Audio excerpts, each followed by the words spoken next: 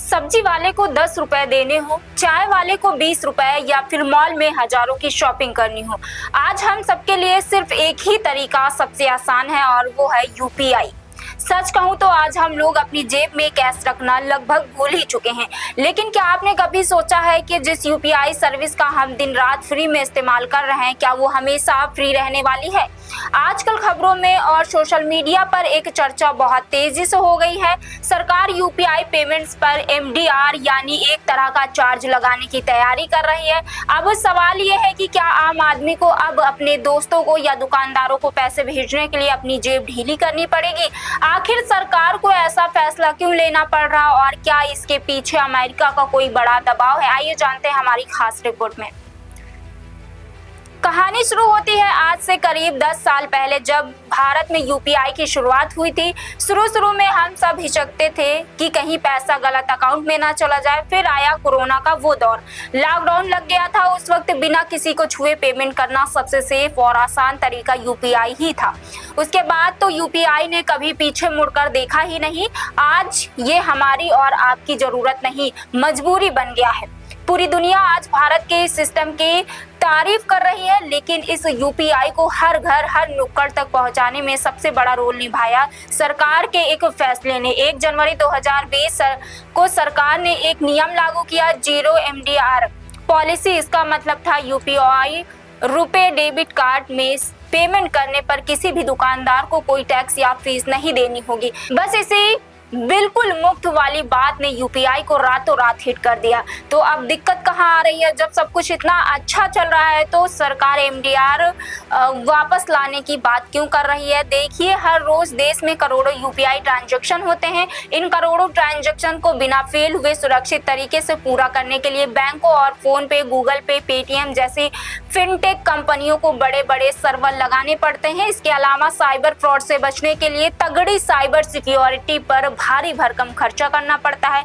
अब आप ही सोचिए, अगर ये कंपनियां हमसे या दुकानदार से एक भी रुपया नहीं लेंगे तो ये सर्वर का करोड़ों का खर्च कहां से निकलेगा?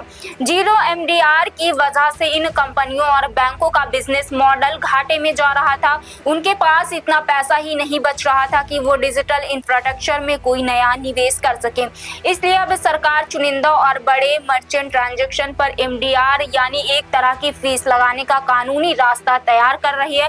अब आते हैं उस सवाल पर जो इस वक्त आपके मन में चल रहा है, क्या इसका असर हम पर यानी आम जनता पर पड़ेगा? जवाब है बिल्कुल नहीं। सरकार ने साफ कर दिया है कि आम उपभोक्ताओं के लिए यूपीआई से लेन देन हमेशा की तरह 100% फ्री रहेगा। अगर आप अपने किसी दोस्त को पैसे भेजते हैं जिसपे P2P कहते हैं, या किसी छोटे मोटे दुकानदार, चाय वाले या सब्जी वाले को पेमेंट करते हैं, तो आपको उस छोटे दुकानदार को कोई एक्स्ट्रा चार्ज नहीं देना होगा।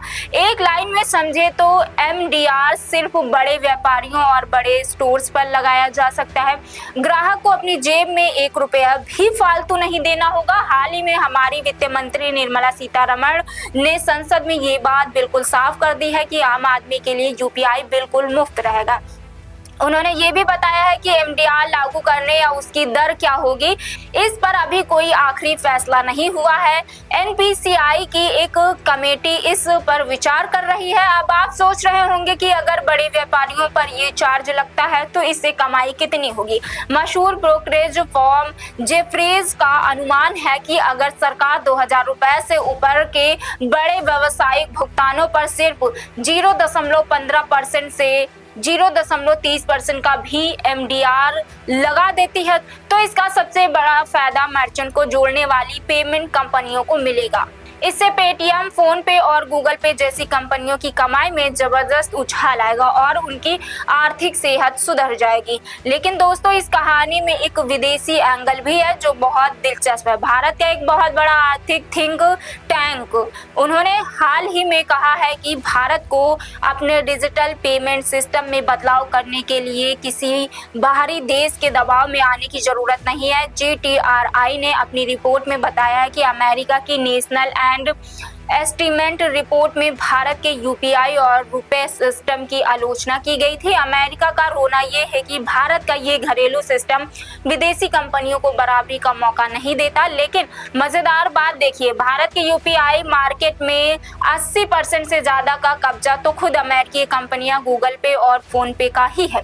अगर बड़े व्यापारियों के लिए यूपीआई पर भी थोड़ा चार्ज लग जाएगा तो कार्ड और यूपीआई के बीच की ये अंतर कम हो जाएगा। इससे वीजा और बिजनेस भी वापस पटरी पर आ सकता है। हाल ही में लोकसभा में payment and settlement system act 2007 में एक संशोधन बदलाव वाला बिल पास हो गया। इस बिल के पास होने के बाद अब केंद्र सरकार के पास ये पूरी पावर आ जाएगी कि वो तय कर सकेगा कि किस पेमेंट मोड पर टैक्स लगेगा और कौन सा फ्री रहेगा। हालांकि जीटीआरआई ने सरकार को सलाह दी है कि डिजिटल इंफ्रास्ट्रक्चर को मजबूत करने के लिए सरकार को सभी कारोबारियों पर एमडीआर नहीं थोपना चाहिए। इसके बजाय सरकार बजट से पैसा दे या सिर्फ बहुत बड़े व्यावसायिक लेन देन पर ही एक लिमिट में चार्ज लगाए। विदेशी कंपनियों के फायदे के लिए अपने बेहतरीन सिस्टम को छेड़ना सही नहीं होगा। तो दोस्तों, यूपीआई फ्री था, फ्री है और फ्री ही रहेगा।